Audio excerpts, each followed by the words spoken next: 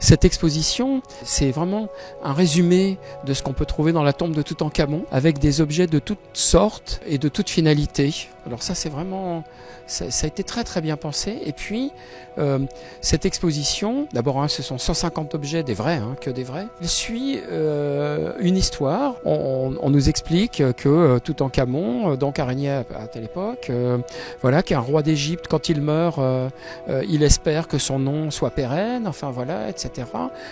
Revivre dans l'autre monde de telle et telle façon, assez rapidement.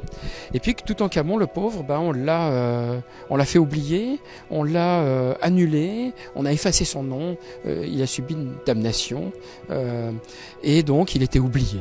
Et puis qu'on a construit même des maisons d'ouvriers dans la vallée des rois, par-dessus les gravats qui étaient par-dessus sa tombe.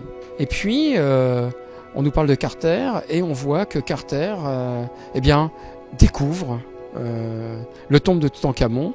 Donc on entre, et puis on découvre les objets dans un ordre qui correspond en fin de compte à l'ordre de la tombe, en allant de plus en plus près du corps du roi et en finissant au trésor. Donc vous voyez, là par exemple on a ce gardien qui est juste avant la porte du caveau, et donc qui protège justement le corps du roi. Et puis quand on a fini cette découverte des objets dans la tombe, eh bien en fin de compte, à la fin, on sort de la tombe et là, on découvre, voyez, ça y est, Carter a découvert tout ça. Et alors, qu'est-ce qui se passe maintenant?